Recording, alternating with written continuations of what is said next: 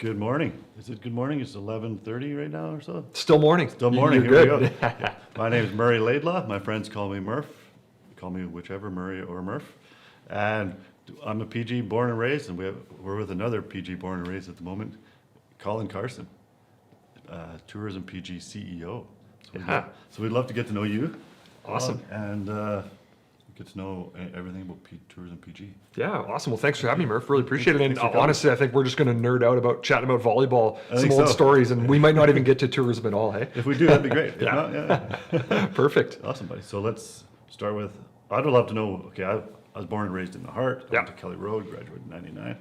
What's your story? Where were you born? Yeah, born and raised in Prince George as well. College Heights kid growing up though, so a little different than the heart, I'd say. But ended up going to Dutchess Park. Really great athletic program there. Fell in love with the sport of volleyball in high school, and was really fortunate enough that kind of led to my post-secondary education in pursuing volleyball and that. So after graduating high school at Dutchess Park, went to Thompson Rivers University in Kamloops. Played volleyball there for 5 years, had an amazing experience, and really kind of grew as a person in that time, and was fortunate enough to, similar to you, go overseas after that, and I played 1 year semi-professional-ish volleyball overseas. Where'd you play? And played in Denmark. Denmark. Yeah. Perfect. Yeah, and then spent a year in China after Denmark, just kind of working and teaching with my girlfriend at the time, wife now, and Nice. then moved back to Prince George in 2016, and been with Tourism Prince George since 2017. So spent a lot of time exploring the world and doing some fun things, but That's great. found my way back to Prince George and loving it here. That's amazing. What'd you graduate with from college? Yeah, so bachelor's of business administration with a degree in marketing and a kind of a double major in new venture creation as well. So that Perfect. marketing side really kind of led to me coming back to tourism. Obviously not a tourism degree, but Tourism Prince George is what we call a destination marketing organization. So that really allowed me to jump into this role. Destination Marketing Organization? Yeah. I like that. Bit of a mouthful, but that's Yeah. that's what we're called. Wow, you didn't stumble on it at all. Yeah. Nicely done. Nice. Well, that seems to work out great. And as I ended up playing too, I'll talk about myself. at the same Absolutely. time. We have we're mutual, we have the love for volleyball. We were volleyball nerds. We're still volleyball nerds. Still volleyball nerds. And we're absolutely. still like thin enough and agile enough to, we both ball out. Yeah, sure. If you want to call the Sunday night co-ed Co-ed, leagues oh, we do. balling out, then sure, yes we do. though. According to me anyways. Mm-hmm. That's good. So I played 5 years pro over there, and I know you could have played 10 years if you wanted to. Yeah, I mean, I think it's an interesting kind of experience, and like when you're in that situation and similar, I was fortunate enough to play with some Olympians and Olympic gold medalists who are Awesome. professional volleyball players. Like they're making hundreds of thousands of dollars a year to play sport. That's not what I was doing. I was given a room, I was getting a little bit of money and doing some coaching for the club that I was working for, and it was professional in that aspect, but it wasn't something where there wasn't a lot of longevity in it for me. Not that I felt like I needed to grow up really right away, but it was definitely something that had a shelf life for my experience. So I like very humble. Very humble sure. perspective. I was in a similar boat, but Mm-hmm.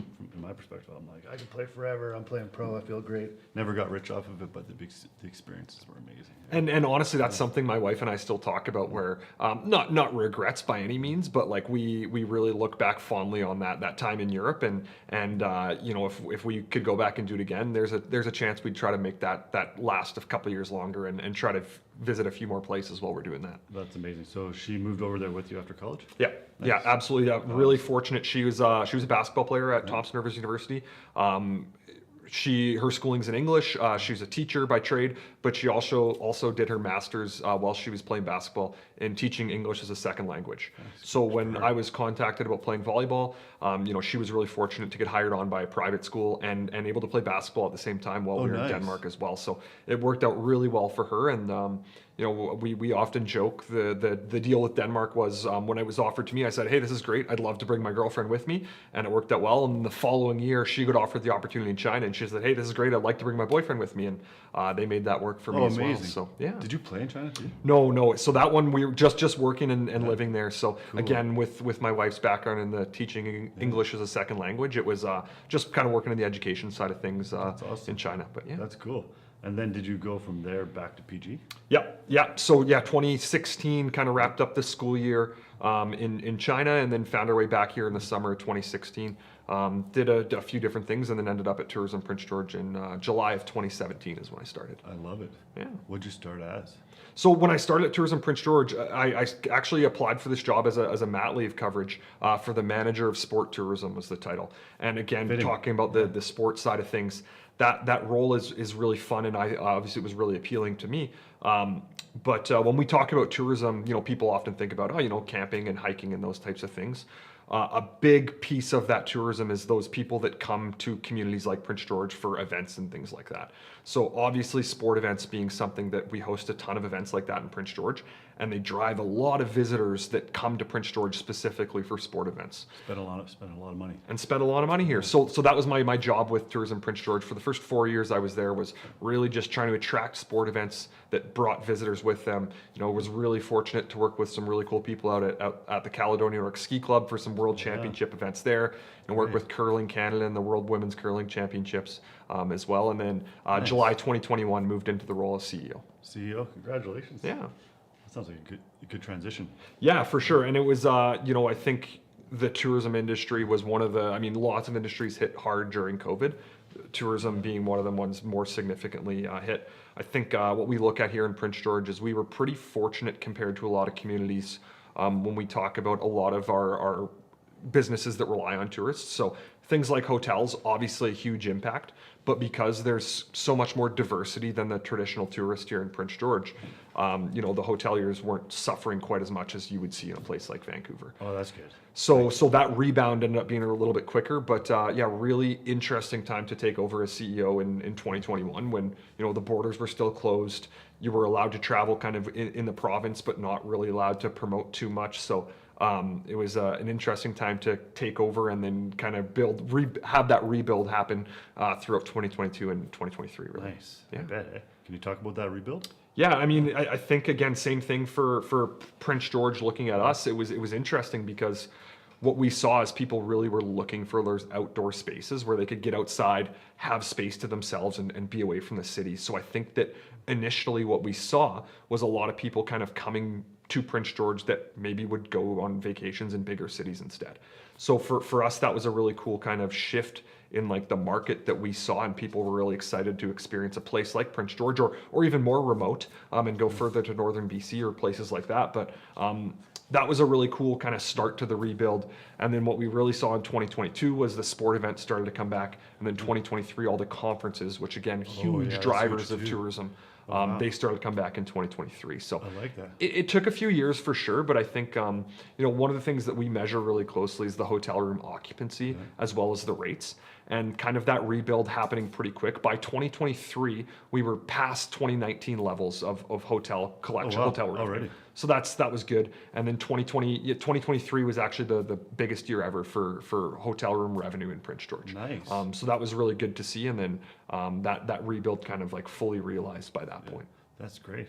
Can we talk about some of the destination like trips and such, how people can get their own space? And Yeah, absolutely. So I think that's it's really funny when we talk about marketing of Prince George to people. It's two very different things. So for a lot of our visitors, probably the majority of people that spend time and money in Prince George come from the region. Those close by communities like Smithers, Mackenzie, McBride, Quesnel. They're coming here to, and basically they're coming to Prince George because it's the big city. So they're coming here for concerts, they're coming here for shopping, they're coming here for, even medical appointments and things like that. But the reason they're spending time and money here is because we're the big city. When we talk about promoting Prince George to international markets, and we're becoming a little more popular with a lot of different places in Europe, like Germany and the UK, nice. They come to Prince George because we're a small city, and we're not a city, we're in the wilderness. So it's really this funny piece of our marketing where we're trying to be these two completely different things at the same time to two completely different audiences, and really trying to kind of build that all together. But it's a really funny sort of thing where depending on who you're talking to, we're either the big city or we're the small city in the middle of nowhere, and we have to try to be both those things. And I think that's what's so cool, and one of the things I really love about Prince George is it actually kind of does feel like that to me, where we have these amenities that you might see in a big city, like the 6,000 seat arena that can hold hockey games and concerts and all these fun things. Even things like Costco that you would see in bigger centers typically, that we have here in Prince George. And at the same time, you drive for 5 minutes any direction, you're surrounded by trees in the middle of nowhere. It's beautiful. It's beautiful, and it's this cool kind of thing that we can offer here. That obviously there's other communities that offer similar sorts of environments and feelings, but Prince George is pretty unique for that in a lot of ways. Definitely capital of the north. So when you're promoting to, say, Germany, then you're talking about whatever, lake camping or Yeah. whatever else. Yeah, I mean that's what we're seeing. It's those outdoor activities is the main reason that people are looking at northern BC specifically, and I think one of the things that we see from that German market is they're looking for that true wilderness experience, and that's something that northern BC can offer. And we work really closely with a lot of communities around northern BC because in Prince George we know that any sort of benefit that any community in northern BC is going to have, it's going to benefit us as well. So if Smithers becomes this mecca of places where people are wanting to do all their outdoor recreation, and I mean it's a fantastic place to do that, it's going to benefit us. People are going to be driving through Prince George, even if they're just stopping here and filling up their gas tank, they're still spending money in Prince George. So we're always happy to work with kind of the rest of northern BC to promote northern BC as a whole, because it's always going to benefit us here in Prince George. Absolutely. So what are the things we provide? World-class skiing. Yeah. Can we call it world-class? It's great skiing anyways. I mean, cross country for sure. cross- Country skiing is world class. That's the Caledonia Nordic Ski Club here is one of the biggest ski clubs in Canada in terms of membership. wow. Okay. It's one of the only ski clubs in Canada with snowmaking and paved trails now, so athletes can train year round. Nice. With roller skiing as well. The biathlon range has had some significant upgrades as well in the last number of years. So definitely world class cross country skiing, and their ability to host international events is phenomenal there. And then in the downhill side of things as well, like I think we're in a really interesting position here in Prince George where, I have young kids thinking about a place like the Hart Ski Hills, the perfect place to grow up. Oh, I grew up skiing there. Yeah. Yeah, and night skiing, and it's super affordable, and you got the little T-bar, the magic carpet, but that's like the best place to learn to ski. And then if you want to use Prince George kind of as that base camp, a place like Powder King 2 hours away that Fantastic. typically gets the most snowfall in all of Canada. Yeah. So I wish Purton had the same snowfall. exactly, and I think there's some things that are up in the air right now with both Purton. They're needing to get some work done before they can open this year, and Tabor Mountain Ski Hill as well. The province is looking for expressions of interest now for people to take over that space. So, really?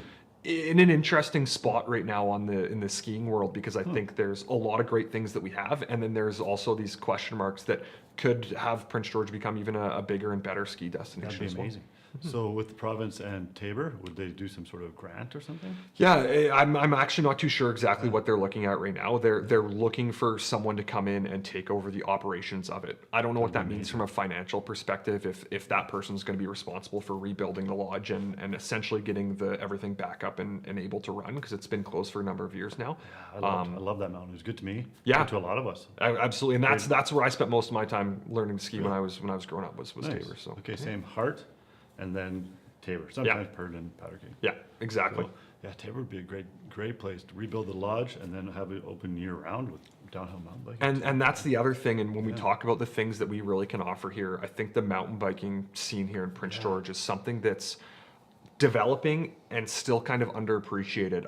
We've done a lot of work working with the Prince George Cycling Club, the Tabor Mountain Rec Society, and the Caledonia Nordic Ski Club about promoting their trails and really kind of showcasing those to international audiences. We've got an awesome video that was released last year about mountain biking and Nice. really highlights some of the great things that we can offer here in Prince George. And again, I think it's an interesting piece where when you think about, we don't have that ski hill that's got the chairlift, so it's not necessarily that downhill mountain biking that we can offer that's better than elsewhere, but the different types of terrain that are only 10-15 minutes from Prince George.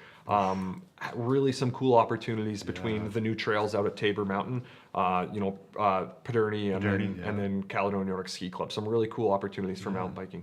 Cool. Yeah, I don't know anything about the trails at Tabor or They're doing a really good job. So it's the Tabor Mountain Off the Rec. back? Yeah. So Okay. Tabor Mountain Rec Society and the Association of Caledonia Trail Builders is what the two organizations are called that are kind of working on that. But they've been really successful in terms of in trail building and getting some funding to build some trails out there in the last couple of years. So that development is still ongoing, but the work that's been done and already hearing from the mountain bikers out there that the trails they have are phenomenal. That's fantastic. Wow, so hopefully somebody takes over and whatever the grant or whatever it is, they get it running year round. Fantastic. So take on PG, can we talk more about that? Yeah, for sure. So this is it's fun getting to be interviewed a little bit here because normally I'm in the other shoes here. I'm in the other chair, but yeah, we've got a podcast as well, Tourism Prince George. We try to bring on kind of local experts in something that's kind of interesting to visitors. So we've got a mountain biking episode. We've got the skiing episode. If you want to learn about downtown and the arts and culture scene, we've got episodes about all those things. Great. Really kind of bringing in someone who's an expert in something, talking about why they love Prince George from that lens, and giving those visitors another tool on that marketing side of thing. Like, hey, if you're looking for a mountain bike trip, you can watch our video, you can go to check out all the trail maps, you can see all these reviews. You can also listen to a podcast now to understand that side of things as well. So are you the host? yes, yeah, I'll have to go watch them. Yeah, absolutely. It's fun. It's been a lot of fun that project, and we're looking forward to continuing that. I like it. Cool. All right. I wish there was a clock I could just stare. Yeah. What are we, about halfway? We are 15 minutes in. 50 minutes in. Okay. Okay. So we should get into some stories or something Sure. Yeah. Sure. I'm trying to think of any good ones. Okay, let's think of. Let's cover the sports. Let's talk about the sports too for a minute. What we offer here in Prince George with sports. So I guess we still have. I remember growing up watching the Spruce Kings. Yeah. Back in the day when they were really tough, like Chris Haas and those guys. Yeah. Wow, I'm sure it's changed a lot. So the Spruce Kings, and they're still going strong, right? Yep. Yeah. So yeah, no, I think like one of the things again back to talking about Prince George as this big city, but also little cities. We're one of the few communities in Canada that has both a major junior team and a junior A team in the same city. So we've got the Prince George Cougars, we've got the Prince George Spruce Kings offering that entertainment side of things. But I'd say like the sport facilities here in Prince George are really like world class, and that allows us from the tourism lens able to host some really cool events in here in Prince George. So I mean, it started in 2015 when Prince George hosted the Canada Winter Games, the biggest ever cultural event held in northern BC and a single sporting event. So that was a really cool event, and with that there came significant upgrades to Kinwan Arena, significant upgrades to Otway, and those types of facilities. So the ability now for Prince George to host those big events and support those teams all comes from back to that tourism lens. Like if it wasn't for those games, then Kinwan Arena wouldn't be the what it is now, that can hold sledge hockey, that can hold short track speed skating, and at the proper rink size, which it couldn't do before. So lots of things like that kind of all comes back to that tourism lens, where if it wasn't for these events that were inherently tourism events, those upgrades wouldn't happen, and now the benefit wouldn't be there for the local residents. That's huge for us. That's great. Yeah, so I think that sport hosting, it's one of my favorite things to talk about, and obviously my background in sport leads a lot to this, but I think that Prince George, the local residents probably don't appreciate how good we are at this, and I think the credit goes back to often it's the volunteers. When we talk about the international events that are done out at Otway at the Nordic Center, those are all volunteer driven. Those are individuals in the community that are passionate about their sport and want to host international events, and they get it done. And it's really cool to see. And I think that it's probably something we take for granted a little bit here in Prince George, and it's unfortunate because it's unbelievable what we're able to do as a community, and I think people don't appreciate it quite as much as they should. Yeah, fair enough. And we hosted the Summer Games 3 years ago or so? Yeah. So 2022 BC Summer Games here in Prince George, and again, like a provincial level event, so not necessarily like a national or international event, but that was, it was a couple thousand athletes. I think it was close to 3,000 athletes here in Prince George for one weekend. I was fortunate enough to be on the board of directors for that event, and we had a lot of fun putting that together, and it was a crazy couple days for sure of the event itself. But having thousands of people descend into Prince George for a weekend, and having sports happening all over the place was awesome to see, and super cool. And I think really was able to showcase Prince George to, the province of BC anyways there, where, people are coming in the middle of summer, and, you got canoe and kayaking out at Westlake Provincial Park, and people are like, wow, this is beautiful. Like, this is a provincial park 15 minutes from town.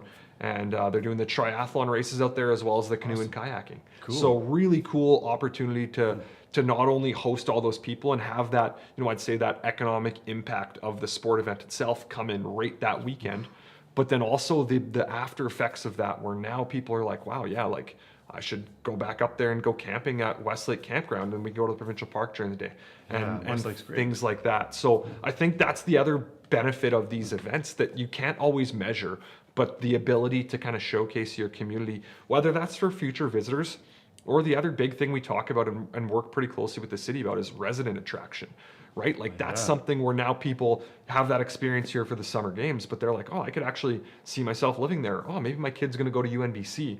And then maybe that's where we're gonna go move there after we retire or whatever, because we love those outdoor activities and recreation. So it's a kind of a cool kind of building piece, and I'd say it's challenging a little bit because you often don't see that direct payoff. You can't measure that piece of it, but we know it's there, and we know we hear stories firsthand of people that come here for Canada Winter Games, and then they end up moving here for university when they came for athletes and things like that. So pretty cool opportunity there for us as well. That's great. I coached beach at summer games this past year, and I heard that were there for the previous in PG for the summer games. And I think that's like the big thing is like it's one of those opportunities to not only highlight the venues, but it's highlighting the city.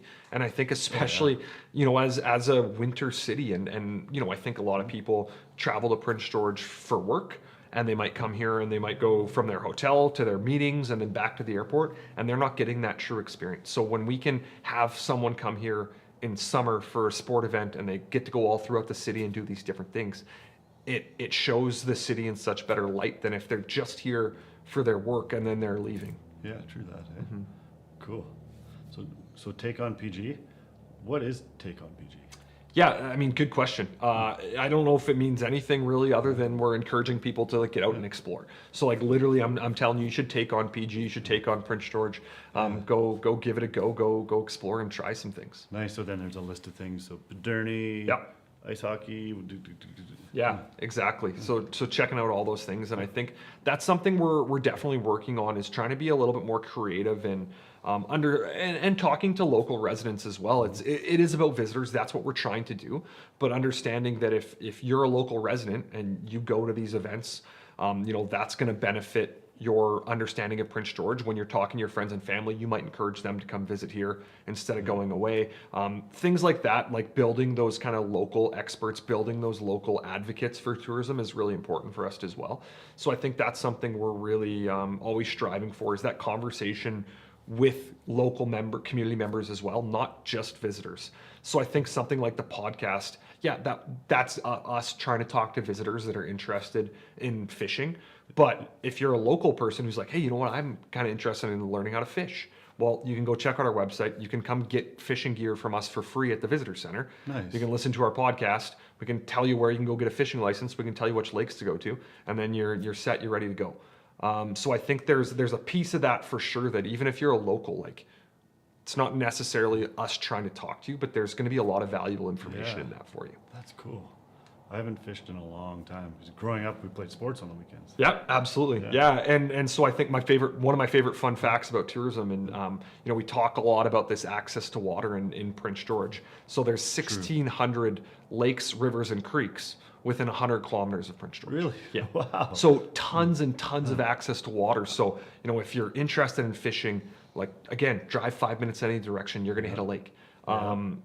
If you're looking for like paddle boarding or kayaking or anything like that, there is so much access to water here.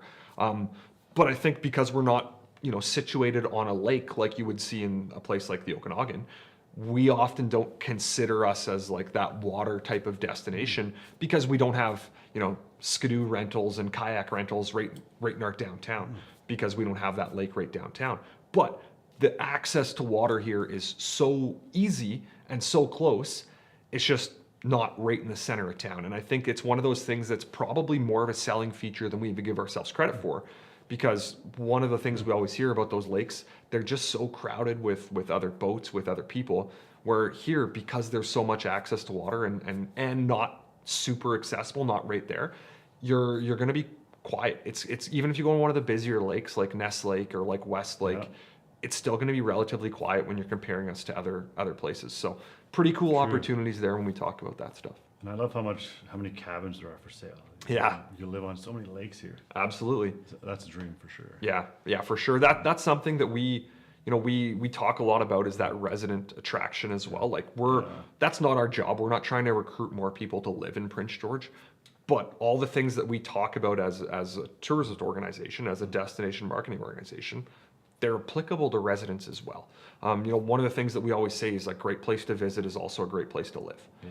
And so that's what we're seeing, and we work really closely with places like Move Up Prince George and that whole marketing campaign about, hey, we're trying to do the same thing. You're just trying to get people to move here. We're trying to get people to visit here. But at the end of the day, we're trying to get people here. And I think that, that real estate affordability is still something we really have going for us here in Prince George, and, becoming more expensive, but still, when you're comparing us to other places in Canada and around the world, you can afford to buy property here often. And that's pretty special. We can live a quality life, happy life here. Absolutely. Lots of good people, and it draws us back. Those of us who have gone, we always get drawn back for the most part. Well, and truthfully, and I imagine you were the same, because I think this is a pretty common story. Like when I graduated high school, I was like, see you later, Prince George. Yeah. I'm never coming back. Yeah. And I think that's normal for people to think that. And then, you spend some time away, you spend some other time in other communities, and you're like, oh, it's pretty great in Prince George. Prince George is great. Yeah. Yeah. And so like, I'm curious a little bit more about your story, Murph, because I think like that's something, I know you went from high school, you went to Grand Prairie, which a community probably is pretty similar to Prince George. very. And then to Winnipeg, which again, bigger city, but still similar to Prince George in a lot of ways. So I think that there's some parallels there in that, in terms of like kind of finding your way back home in a sense. Totally. Once I moved to Europe, discovered life there. I loved it there, but I craved being home more. Especially with the world, you never know. It's like talking about potential wars and this and that, all this craziness going on. My sister at the time when I was living in Europe was in Afghanistan. So I remember thinking, if the world went to shit, can't swear. It's a long way home to Prince George. Yeah. So Prince George was my home. Then I started thinking like, that's my home. Yeah. I always wanted to live off grid like my brother-in-law. Yeah. So that get the off grid thing going on. For worst case scenario, at least it's a cabin in the middle of the woods in northern BC. But yeah, I always got drawn back to Prince George. Yeah. I guess if you're watching those zombie TV shows and stuff, the Last of Us, that's the big one that's out right now, I think. Okay, yeah. So Prince George might be a pretty good place to be if there's a zombie apocalypse. I think True that's that. I what think we're so. coming out. Yeah. Some more recruitment strategies here for people. If you're Exactly. looking to get away from potential zombies, maybe consider Come to relocating PG. Prince George. Yeah, no zombies here, no There you zombies go. allowed. Yeah. Good sales pitch right there. We got it. Exactly. Nice. You could buy some land just out of town. The value of the trees alone helps pay for the land. Absolutely. Yeah. Yeah. Get yourself a sawmill and build yourself a homestead.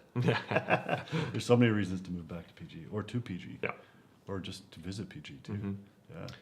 Yeah, one of the interesting things we haven't talked about yet, but I think is something that I think residents are really hard about on Prince George, and I think there's obviously some truth to it. But one of the things where I think there's so much opportunity here in Prince George is talking about the downtown. I think this is something that I'm not pretending that everything's peachy keen down there and everyone should feel great about what's been happening, but I think that the opportunity that's still there and some of the steps that are happening now, I really see some really cool things happening, and hope that, when I'm talking to residents, they have some issues with us being located in our offices downtown and things like that. But I think that when we talk about the opportunities of Prince George, if Prince George is gonna, if you want Prince George to become the next best city, that's probably where it has to start, is kind of that redevelopment. And, I think some really great things happening within the city itself, city with the capital C, that is, the municipal government, with the civic core redevelopment. And I would say like getting some new infrastructure down there that's going to attract residents, it's going to attract visitors, and something that I feel really strongly is going to create a more vibrant place for Prince George not only for residents, but for visitors as well, because, you know, we talk about the new visitor center that's located right next to the conference center. You know, it's 850 hotel rooms within walking distance from that space. So there's a lot of visitors that are in that area. We want to make sure that they feel safe, that they feel like they can picture themselves spending time here, that they have opportunities to spend money and leave money in Prince George, because that's what we want them to do. That they have a good experience, so they want to come back.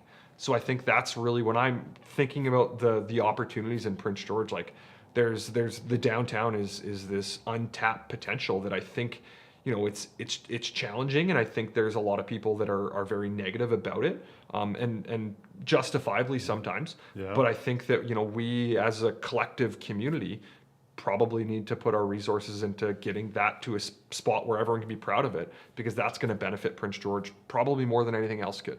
I believe that too. When it gets all cleaned up, I believe like Queensway right now, Yeah. it'll be eventually more like maybe like a commercial drive in Yeah. Vancouver or something like that. Yeah, and I mean, you know, I'm obviously biased now too with our new move, but like we've been very fortunate to receive some funding to do some upgrades in the Canada Games Plaza itself. Oh, nice. So right outside the public library in the Conference and Civic Center. So you know, come spring of 2025, that's going to be a vibrant marketplace with year-round skating.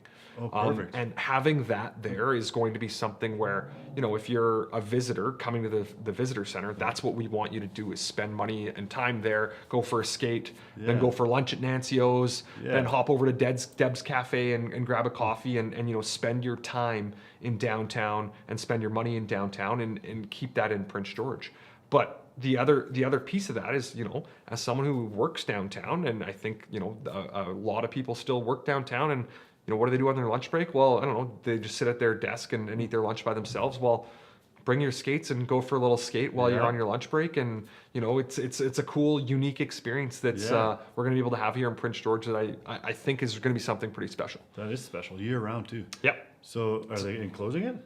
So it's an artificial ice surface that's like a Okay. Teflon plastic based surface. Okay, they're doing that. Yeah. Okay. That's And good on so that. it's there Good. right now. It's in the plaza. It's still under construction though. You'll see there's some fencing up. So you but can't you skate can on it yet. you could probably with this weather. But it's not you know, we're not promoting it too much to be open yet. Spring it'll be open and ready for skating and things like that. But you know, we were great idea. fortunate to get it open for the Festival of Trees and nice. in the last week of November, early December. And we had the market open with the skating rink there, and you know, the feedback we heard from the public about that was phenomenal. Okay, well, I should have been more aware of that. Yeah, well, honestly, it's one of those things where, like, I think that's kind of, I'm hoping that that's the snowball that starts to build and can kind of develop into people utilizing that space and it becoming a vibrant space, because That's great. Yeah. that first event, you know, the response we got, the response I know Spirit of the North Healthcare Foundation that hosted the event got, was really positive. So, yeah, we're really looking forward to seeing that space continue to grow and develop. That's great. What's the old pool going to do? Well, so right now it's parking, and I think that's Okay. the medium term plan for that is parking. That's probably part of the Civic Core redevelopment, so it's still early stages. So tear that down, put parking up? Yeah, so right now it's just a gravel That's good. parking lot, but it's Okay. like a crushed gravel, well maintained, and Oh, for the us, old pool's gone? the whole pool's gone. Oh, wow. Yes. Okay, apparently I haven't driven by. Yeah, there. apparently not. You'd think you noticed that, but yeah, no, it's been gone for a couple of years even. Oh, okay. But for us driving. that we yeah exactly. What we're pretty happy with this setup that is there right now is it's a large parking lot, which is great for the conference center, great for the swimming pool that's right there as well, great for the art gallery, and now the visitor center being there. That's where the visitors can park to access the visitor center, is in that old swimming pool area. Okay. And one of the Great. things that we heard about people, like, well, you have a visitor center in downtown, like, what are you gonna do for RV parking and stuff? So, you know, we were able to work with the city and get that parking lot, have an additional exit out of the parking lot onto Dominion Street Yeah. that didn't exist there. So you're not asking RVs to pull around in that parking lot. Now it's straight through. There's parking on the side, and then they can pull out onto Dominion Street. So in terms of making it accessible for RVs, it's going to be probably easier to access than our old location was, Yeah. even for RVs now. So That's great. Just a random thought. So say you've been a CEO for 10 years, would you ever go mayor? Or would you, no. it might No. be a good transition. Yeah, sure. That's Yeah, but I know you wouldn't go there. not planning a political career anytime Okay, soon. yeah. Fair enough. You're happy where you are. Happy where I am. Yeah, absolutely. Nice. Yeah. Cool.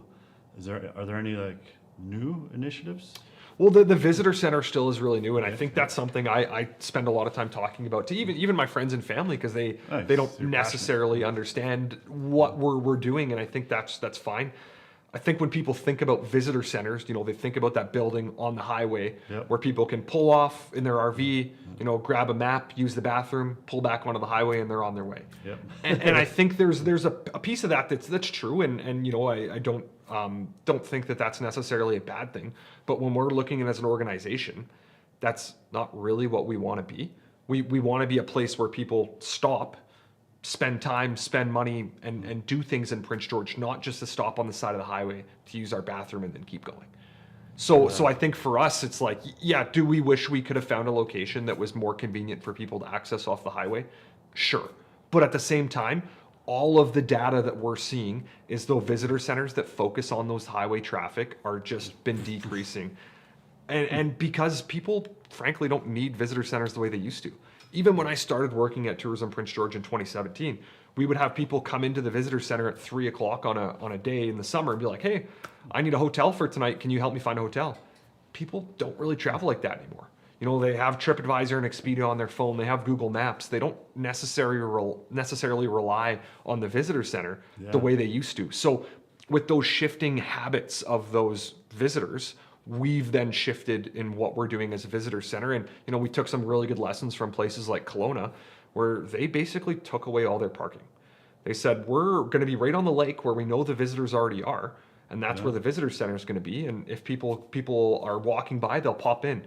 And their numbers increased from like 15 to 20,000 visitors a year up to 300,000 visitors a year, focusing just on foot traffic. Foot traffic. Yeah. So that's really Good call. part of the shift for us is like, not the same. We're not on the lake in Kelowna. That's not the new visitor center in Prince George. But we're, as I mentioned, walking distance to 850 hotel rooms. We're attached to the conference center. We're attached to the public library. Both of those buildings get 500,000 visitors combined a year. People through the doors. So foot traffic alone right there. So foot Huge. traffic alone right there, even if we get a small percentage of those people that are coming from, they go to the library or the civic center, then coming to us. Right there. That's going to be an increase on numbers from our old location. So where are you? You're in the civic center? Yeah, so there's the rotunda building between the civic center and the library. There was that circular building. So that's where the visitor center is now. Oh, okay, Yeah. cool. That's where the skate rink is, right? And just outside of that, right Okay. outside, you can see it from the front door. Nice. And then Sergeant O'Flaherty's used to be right behind. Yeah, there you go. Were you too young for Sergeant I was too O'Flaherty's? young, yes. Okay, shoot. Yeah. We definitely have a lot of stories from that. My brother, when I came back from Grand Prairie, my first year, my brother and a couple buddies came, they bought it and they leased it. So they were owners for the last 5 years of Sergeant O'Flaherty's. Nice. That was a good time. No kidding. Awesome. The one thing I'll say is like it's still back on the visitor center. One more thing, I feel like yeah. I'm always We could keep talking about it forever. I'm always ready to fight people on this because I think that they're people are passionate, which is great. We love passionate people, but I think one of those things that we're really seeing is the benefits of that location even already. So Awesome. so the other example I like using, we were located in a shipping container in the plaza outside the current location. That's where we were set up all summer. We were there for June, July, and August. We didn't have the highway signage figured out. Like we were struggling to get that fixed. We still had people going to First Avenue where the old location was, trying to find us there. But in that location there, we had 15% more visitors interact with us there versus our permanent location that we were in for 20 years. Wow. Looking at the previous summer months. So even that alone, we know that this location, we're going to be able to interact with more visitors. And at the end of the day, that's what we're trying to do. That's great, even just as a pop-up. Yeah, exactly. So that was for us when we looked at those stats, we're like, okay, Yeah, we good. made the right decision. We know we're still going to be working on things and continue to build things. But we know based on that, we think we made the right decision. I think you did too. So 2025 is looking bright. I'm Yeah. assuming we'll have a lot of foot traffic. Yeah, I think so. That's the hope and the plan is it's been as things happen with construction projects, it took a little bit longer than we were anticipating, but As always. but we're officially open as of January 2025 and Nice. able to welcome visitors and the BC Natural Resource Forum in town this week. the biggest event that happens at the Civic Center every year. Now we're right next door. So What is it? BC Natural Resource Forum. Okay. So it's 1,300 delegates headed to a conference for 2.5, 3 days here in Prince George, and happens every January. So Wow, that's a lot of hotel rooms. yeah, big event. Yeah, Yeah, and Airbnb. absolutely. Do you know much about Airbnb and the rules behind it now and everything? Yeah. I mean, it's an interesting kind of topic, and I think one of the things that we're still trying to understand the impacts it's had in Prince George. I think that if you look at us compared to some other communities, not a huge short-term rental community, that we rely on that here in Prince George. So the legislation that was put in place in 2024 definitely did impact Prince George a little bit, but not nearly as much when you talk about those communities in the Okanagan or Lower Mainland or on Vancouver Island that really rely on those Airbnbs and those short-term rentals to service their visitors. So it's something that we're still monitoring and seeing that impact. I think that what we're talking about, especially when you look at those, I would say, resort communities that are really expensive to live in, those short-term rentals were causing problems in driving up the cost of rent for residents. Oh, wow. Because there was no long-term rentals, because everyone could make $300 a night having their apartment be a short-term rental. So then there was no long-term rentals open. That wasn't definitely there's still a piece of that where, if the cost of rent came down in Prince George after that, I still don't think it did, but hopefully that helped regulate that supply a little bit.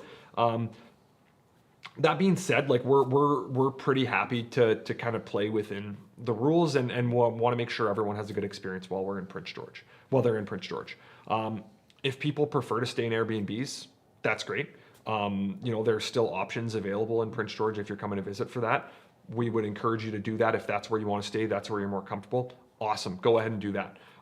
If you prefer a hotel, that's fantastic too. Go ahead and do that. We just want to make sure that person that's visiting has the best experience they can have here in Prince George, whatever type of accommodation that is. So Well said.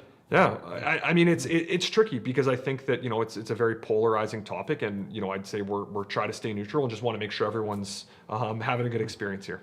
Cool. I love it. There's always a nice place to stay, Airbnb or hotels, multiple hotels. There's always something to do. Golf's fantastic around here too. There you go. That's another one we've got a great podcast about on the nice. golf side of things. But huge. I mean, wish I was better, but big fan Same. of golf. Yeah. Got to get my handicap a little bit down. I think I'm up over 15 now. I think so. Got to get my game back out in shape next spring. But You could drop it low. yeah, 15. we'll I'm still see. around there too. I'm getting Yeah. a little lower. It's I don't have the time to put into it Yeah. that I like to have, but no, I think when we talk about Prince George, like I'd compare it to skiing a little bit, like we talked about earlier, where we've got Aberdeen and Prince George Golf and Curling Club as these two really good full length courses, par 72, I guess Aberdeen's par 73 even, but like you're able to play a full length course and especially Aberdeen, like elevation, challenging shots, Oh, it's great. beautiful scenery as well. So really kind of offering those that high level. But if you're looking to get into golf, Alder Hills, Pine Valley, a couple par 3 courses, and you look at a place like Aspen that, not quite full length, but a little bit longer if you want to practice with your driver as well. But a lot more friendly to learn as a Yeah, golfer. absolutely. So Yeah, great opportunities there. But it really is. what's your go-to course here in PG? Aberdeen. I guess you're a I heart love boy. I should have Heart boy, figured. exactly, yeah. Should have figured it was Aberdeen. Yeah. I do. I love PG as a member at PG Yep. growing up. I love it just because it's so wide open. Yep. But Aberdeen's so challenging. If you shoot well there, you can shoot well Yeah. anywhere, basically. Yeah, So I for love sure. Aberdeen. Plus, Jeff and I have done some commercials there. Yeah. We've bartered with them. It's great. Yeah. So I've golfed a lot. 2 years ago, I golfed almost 75 times at Aberdeen. Nice. Yeah. And then this last year, I hurt my wrist for a while. Yeah. So I was out for about 2 months, but I golfed at least 20 times or so. Nice. But it's good. I got my handicap from about a 25 Oh, 3 there. years ago Yeah. down to 11.5. It's the best Nice. because you get some good scores in there, a bunch of medium scores, and it throws out all the top ones, I believe, or the Yeah. worst ones. Yeah. Picks. I don't know how they do it exactly, but it's not bad. Yeah. Well, that's And- great. Yeah. And again, I think from the tourism lens, like for sure, like if you're just looking for a golf trip, like you could do PG and Aberdeen in the same day if you wanted to. It's 10 Yeah, do minutes that. 10 minutes apart from each other. That would be a pretty cool golf trip, and you could tag on some cool courses in Quesnel or Williams Lake if you're coming up from the south as well, because they've got great courses there as well. That's true. The other thing I was going to say is like if you're a good golfer, better than us, come play in the tournaments. Yeah. They're the Ironman up at Aberdeen. You got the men's Simon Fraser and the women's Simon Fraser as well at the Prince George Golf and Curling Club. Like really good tournaments, competitive tournaments here in Prince George, and see some really high end golfers. Kind of make their way through here playing in those events. Oh, it's nuts. I came here thinking, oh, okay, I'm going to be the best out of anybody I know in Prince George. Yeah. But that'll be difficult to do. Like, that might never happen. Yeah. Like Keenan Hobson. Do you know Keenan Hobson? I don't think I do. Okay, he's a hockey guy. Yeah. He was formerly a hockey guy, but he's such a good golfer. Him and his brother, John Hobson. Yeah. Went golfing with them one random time last summer, and they just humbly shot 3 under, Yeah. or maybe 4 under. Keenan's just unbelievable. Yeah. Just talking, getting up. Don't even try to hit it hard, but it still goes far. The rhythm. Yeah, absolutely. All tempo. Yeah, yeah. What's your favorite hole at Aberdeen? Got any favorites? I think there's so much great like elevated tee shots and things like that they have some Yeah. beautiful hey? holes. Yeah, like hole 2 or hole 18. I was gonna say two's my favorite. Is it? That Okay. par 5? Try to cut the corner if you can, and Yeah. see if you can get there in 2. But yeah, that's my favorite hole for sure. Good call. My favorite. Whew. A lot of balls. I love that hole. Yeah. But a lot of balls have disappeared. Yeah, absolutely. You think you made it on the left, but you didn't, or you go far right, and then it gets just lost in there. Yeah. My favorite hole. Whew. Such a tough call. I really like 18 is just so beautiful. 18 's Just beautiful. Hitting, Yeah. you just hit the green on 18 and have your birdie putt. Yeah. Yeah, 18, I guess. That's good So call. Aberdeen. Yeah. Yeah. And Alder Hills, speaking of beautiful, and Alder Hills is a really cool par 3. Yeah. And I mean, from a golf course perspective, the awesome little course there with the par 3s and stuff. Yeah. But then they've also got their new driving range facility Yeah, as that's well. great, eh? So they've got the top tracer technology in the driving range, and you can do Okay. all sorts of different long drive competitions with your buddies. And they've got the screens and the couches. So it's Nice. a cool environment if you want to go out there, at night and do some stuff at the range as well. So really fun little course there too. So much to offer. So much to offer. And I heard I don't know if they did this year, but last year they kept it open, the range open with everything, Yeah. until they ran out of balls. Yeah. Is that true? I think so. Yeah. I know that's the basically they can't retrieve them once the snow falls, Yeah. but they were, when it was cold, they got heaters out there and you could still be playing as when it was really cold and before the snow falls too much. So yeah. Yeah. PG's got so much to offer. Yeah. Okay, so what are the top? Okay, on my mind, maybe yours too. We can just kind of combine thoughts. The top things to do in Prince George as a visitor from Germany or wherever you may be. I mean, I guess it really depends. It depends what you want to be doing. But like, I think Depends on the the season, out in the season for sure. Yeah. The outdoor recreation, I'd say, is still one of those things that we do better than most. Yeah. In terms of what we offer versus other communities our size or even bigger communities, we do a really good job here. I'd say the big thing for me, if you're listening to this and you haven't been out to the cross country ski facility, it's one of the best in the world. Huge advocate. Huge advocate for that. And I think that if you're a Prince George resident, you got your dogs. There's dog friendly trails.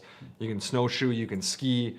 You can do all sorts of different things. And if you want to just go out there to watch an event, they hold international or national events every single year. Very cool. So that's my favorite. I got a soft spot for them, I think. Okay. But like I'd say that's my number one thing you should do. And again, even we talk about year round. Got some good mountain biking facilities or walking, hiking trails as well in the summer months as well. So Nice. that's my favorite, I'd say. Okay, I'm gonna have to give that more of a try. On my mind, the first to come to my mind is hiking. Yeah. Or camping. Yeah. Camping or hiking or fishing. I haven't fished much, but Yeah, no, I mean, that outdoor side of things. I'll give a quick plug for a couple of different cool. campsites. I think Yeah. that like we talk about that side of thing, but especially you're from the heart going north of town. You can hit Salmon Valley Campground, Good Sir Nature Park, and then Teapot Mountain are all about 15 minutes apart from each other. All three of those things. So Salmon Valley camping, obviously, but love right it on there. the river there, right on the Salmon Valley River. And then Good Sir Nature Park, it's this awesome, quirky little museum / park With Jim with Good? Jim Jim Good. Good, Yeah, okay. that's just Yeah. phenomenal and really one of those things that's special to Prince George. And then I'd say Teapot Mountain's probably like the signature hike near I Prince should George. know where that is, but I don't even It's know on where it is. Summit Lake. Summit Lake. So, Oh, okay. so it overlooks Summit Lake. Really kind of short but steep hike up and around the top of Teapot Mountain and then back down. Probably about 45 minutes from Prince George to the trailhead, Okay. but a fun little hike Nice. and a great view of Summit Lake. So when you're up there, can you see PG from there? Not quite, no. Okay. No. Summit Lake. Yeah. Cool. Yeah, so I'd say that's just a quick plug in that sense. And I mean, the other thing is if you're not a huge outdoor person, so much stuff to offer here in Prince George. Like, talking about different museums and art galleries and things like that. I think I mentioned Two Rivers Art Gallery that's right downtown. Also the Exploration Place, Prince George Railway Forestry Museum, Hubble Homestead, all located really close by here that are fantastic museums, things like that. One of the most underrated things about Prince George is the food scene. That's something that I think we are so fortunate here in Prince George, what we have to offer. And it's something that, people definitely, when I talk to visitors, they're like, wow, I can't believe how good the food was at all these different places I tried. And the creativity of some of the local chefs we have, pretty phenomenal. So I think that's the other thing, like, be prepared to eat some good food and definitely take a look at our website for some ideas on that. I love it. You mentioned Nancy O's earlier. Yeah. I want to throw a plug here too. If you come to Prince George, definitely check out Nancy O's. There you go. For the food, but also the nightlife there. It's good. Absolutely. Yeah, I mean that's something again, like in terms of like live performances, like Nancy O's, Black Clover, another fantastic pub that has live music often. Good food as well. And good food as well, yeah. Omnique Arts Center, the Legion always has great shows and concerts on as well. So lots of different options for live music or different types of shows as well. That's great. Do you play music? No. Okay. I just say that because a lot of our friends that are athletes and a lot of us who play music when we're overseas. Yeah. You were probably busy overseas. You said you were coaching too. Yeah. And you had your partner there. So. Yeah. I mean, and I don't play music. I tried for a time, but I do not. Okay. 10 minutes? Okay. I try to now. Okay. Well, that went pretty quick actually, from 50 minutes till 10 minutes left. Should talk about base camp. Base camp. Okay. Yeah, okay. Base camp. Okay, so for me, I have no idea what base camp is. Yeah, so one of the things that we've done in the last couple of years is we've sort of rebranded Tourism Prince George to be still, obviously, we're still Prince George. That's still what we're promoting. That's still what we're talking about. But the other piece of that is kind of being the base camp to the north. And I think that goes back to something we talked about earlier, where we know if people are traveling in northern BC, it's going to benefit Prince George. So we're happy to kind of be that conduit, be that place where people, that gateway that people can access the north through. Cool. So that's a piece of it. I think if I'm being honest, what I struggled with a little bit with that when I first heard it, I was like, well, when you climb Mount Everest, you don't climb Mount Everest to go to the base camp. You climb it to go to the peak. I don't want to be the base camp. Like that's not what I want to be. And I really think I had some good conversations and people were able to reframe that to me where, that doesn't necessarily mean like you're the base camp for the rest and you're not worth stopping at. That base camp can be, the base camp to things nearby Prince George. And so, one of the things we haven't talked about yet that's amazing and truly unique to the Prince George area is the ancient forest. So part of the only inland temperate rainforest in the world, massive cedar trees about 100 kilometers east of Prince George, right on the side of the highway with a fully accessible boardwalk, and it's still BC's newest provincial park. Really? Wow. Okay. Awesome, Well said. awesome little gem that a lot of people still don't know about in northern BC or in Prince George. But so, for example, when we talk about the base camp and applying that to some of our marketing campaigns, like that's what we'll talk about where you go out, explore, and then you come back to your base camp. So it's not necessarily like, okay, you're at your base camp and then you move on to do other things. That base camp can be as part of that same trip, same day, same experience. I like it's that adventure and then that soft landing back in Prince George at your Soft hotel, landing. your Airbnb, or your campground. I like that. And then you end up at Nancy O's. Yeah, Exactly. nice. And then another adventure. There's so many adventures to choose. Yeah, exactly. So I think when we talk about that base camp, it's not necessarily just the stop point to get to your destination, but it's that place where you can be your home base to your other adventures nearby. Yeah, I like it. Base camp. Okay. So take on PG and base camp. Yeah, Two big things. I guess they're like this. there you go. Yeah, exactly. Base camp here and then take on PG and within and outside of PG. Lots of things to do. Yeah, for sure. Nice. So if you were to, I guess I already have this answer for you. I was going to say if you were to pick a favorite, but yours is the cross country ski. Yeah. Yeah, absolutely. I mean, there is really so much, and I think that I mean Aberdeen would be another one where Yeah. I'd love to do that, and I think the other thing that we should definitely talk about, I think from the visitor lens and talking about tourism is something that's becoming so popular and so ingrained in visitors, and definitely I do this when I'm traveling as well. I'll get to a new town, I'm like, oh, where are the local breweries? And like honestly, Yeah. that beer that you can kind of experience the local flavor. And like I think that probably one of the best ways to like truly feel what a community is like is to go check out the local brewery. I agree. So, we're really fortunate here in Prince George to have 3 awesome microbreweries. You've got Trench Brewing and Distilling, fantastic beer, awesome Love food. They do a really good job. And again, back to those live events, they've got open mic, they've got music, they've got trivia, all that fun stuff. They do a really good job. Crossroads Brewing Distilling, awesome restaurant, brewery downtown, good beer, good food, great patio, located really close to all your hotels and things like that in downtown. So really convenient to get to. And then Deadfall Brewing is the newest Delicious one. beer too.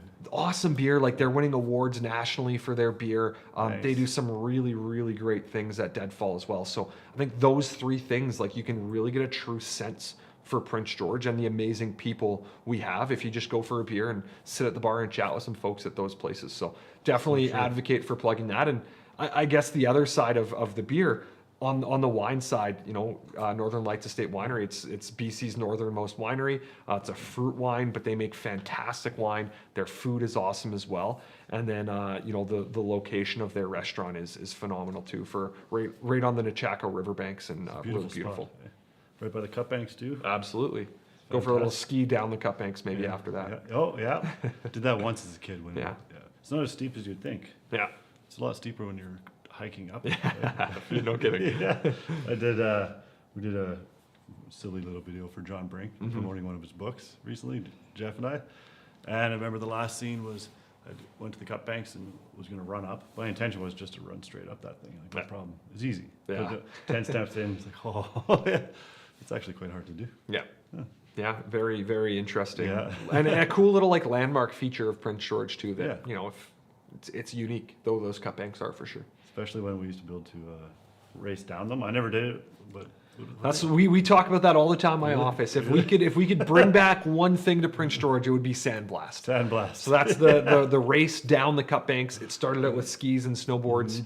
It turned into furniture racing, and unfortunately, that's why it got canceled. Was some injuries to do with that, but The couch incident. the couch incident, yeah. But that's what we talk about. That like being able to bring people to Prince George for something like that would be so unique and so cool. Awesome. From an insurance perspective, really challenging, but that's the other They'll side. never do of it that. again, probably. Probably not. What if but they sign away all their rights? yeah, exactly. Liability waiver.